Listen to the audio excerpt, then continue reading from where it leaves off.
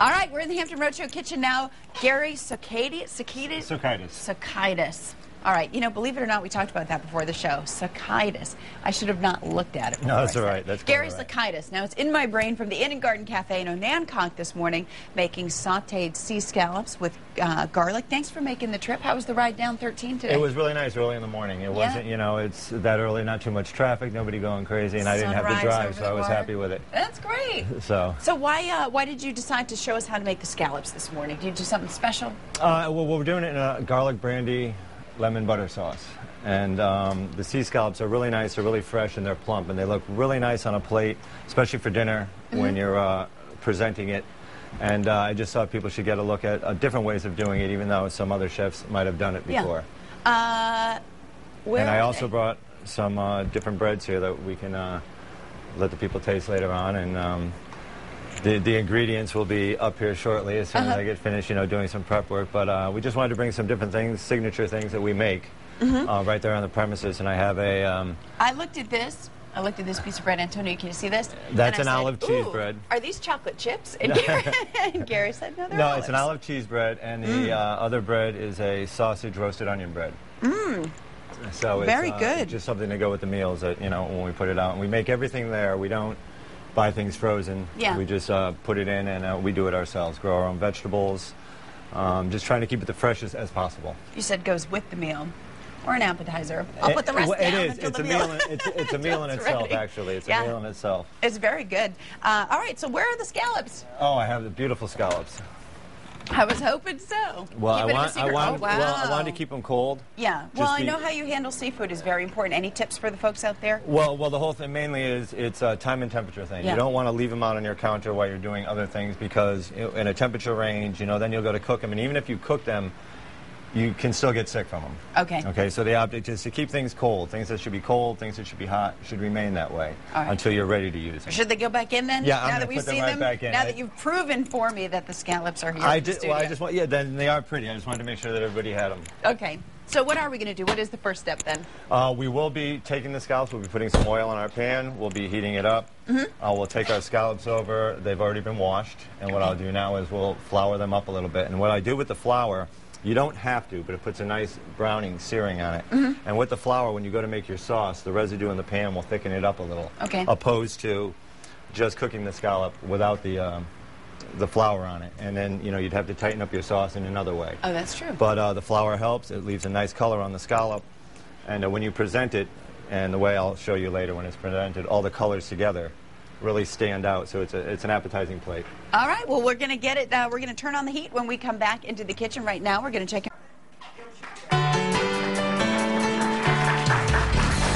All right, we're back in the kitchen. Time to turn on the heat, get it cranking here with Gary Sauteed from the Inn and Garden Cafe in Onancock along the Eastern Shore this morning, making sauteed sea scallops with garlics. Now, you said there was a little bit of a trick to the way you flour the scallops. You said flouring them pretty much is the trick. Well, it is. I mean, you don't have to flour the scallop if you don't want to. It'll still brown up nicely. The whole idea is, as you cook, what it'll leave is some of the residue from the scallop and the flour in the pan. And this way, when you go to make your sauce, it'll thicken it up on its own. And this way, you won't have to go about trying to thicken it up in your own way. Those scallops are gigantic. They're gorgeous. They're Atlantic sea scallops. A lot of places, the only other place is China, where they mostly harvest them. But it's, you know, they're dredged from down deep. And they're really just a nice, when they're fresh, they're nice and sweet. And the whole part about this is, like I said, is making sure you dust these very well. You talked about washing them. Any secret to making sure there's kind of no grit, no gritty sands? Well, usually when you get them in, that's the whole thing. I would soak them first in a little bit of cold water. And then when you take them out, you pat them dry, just so you don't get water sprouting up on you when you're, you know, when you have it in the oil, because that can tend to be very hot and hurt the hands. Yep. But so soak them first, don't just just to get any of the juices that might be on them, that, you know, what they came in, and just to keep them. And also on sea scallops, most of these have been removed, but if I can show you right here, there's a little muscle on it. Yeah. Right, which tends to be a little bit tougher. So you pull that off, and you would discard that. Okay. Okay, it's, you know, not imperative, you could eat it, but it's just a little bit more tougher of the part of the scallop. Okay. So just continue, and I don't know if you want to get your hands dirty. I do, but first let me wash them, and then I'll get them dirty. I feel if you're in the kitchen, you got to do a little bit of work. I don't blame, we do. We're used to that. We're used to that, and anyone can tell you what a good cook I am. Over here. Over here. So you are going to be part of our Signature Chefs event for the March of Dimes. Yes. Any idea of what you're going to make? Or? We're going to be doing a venison meatball. Really? That's, something a little bit deer meat. Well, right? Deer, little Bambi. No. See, I wasn't going to go there. No, it's a deer meat.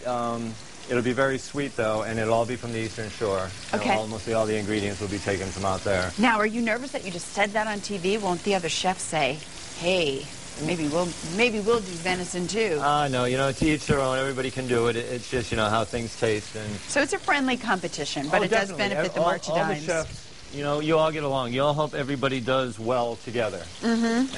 And that's the thing. So it's, TV people are not like that. No, well, it's... The players on our team we love, but the others, forget them. Now, the competition. Now, if you notice how nice and brown the scallops are becoming. Yes. And they put a nice coating on them. Mm-hmm. And then when does the garlic go in? The garlic go in last. What I like to do is, we own the Inn and Garden Cafe in Onancock. We're a smaller place. We do everything fresh. Grow our own vegetables. We make our own breads, make our own desserts. Nothing's brought in. So what will happen is on a busy night, what I'll do with these scallops now is I'll cook them most of the way through.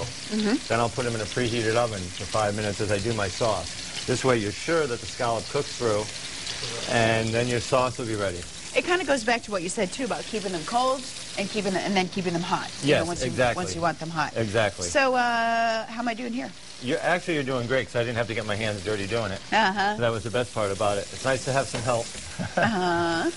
But there now, you mentioned that this is a bed and breakfast, but a small place. So, how many rooms are we talking, and when would you advise if people are thinking about coming to visit the Eastern Shore? Well, definitely you need reservations since a call ahead of time. We have 4 rooms, and they're pretty much booked half the time during the year. And we have become, like I said, it was a bed and breakfast, and I joined Mr. and Mrs. Fox a year and a half ago. Yeah, and we took it up another notch.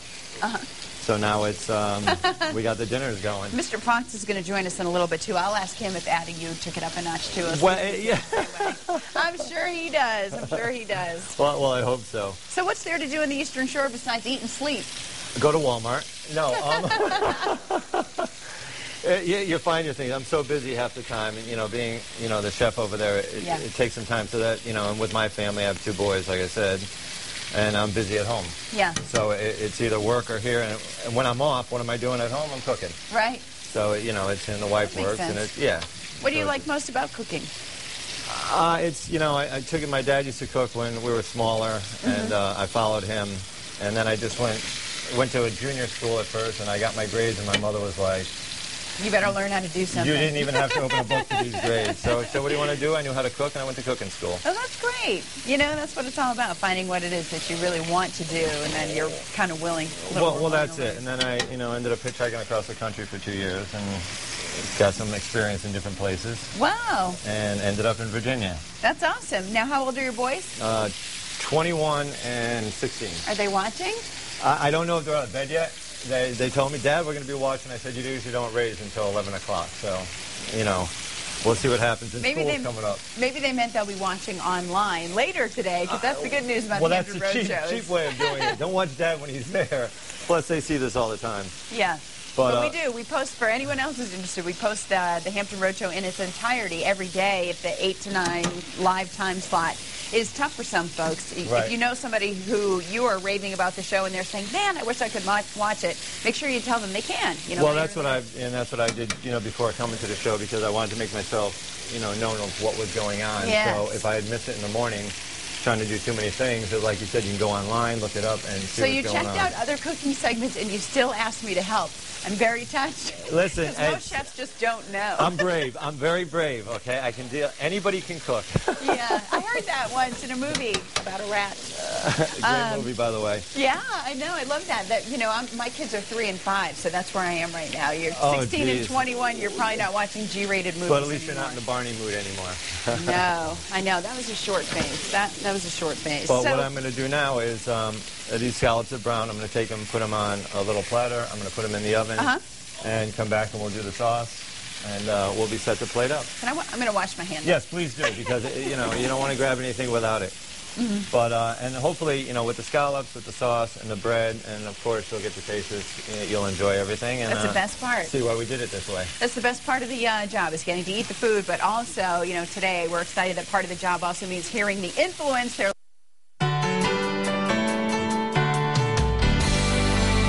Alrighty, you've kept the scallops hot just like you said you would. We're going to make a little sauce for them, and we're also joined by Mr. Fox.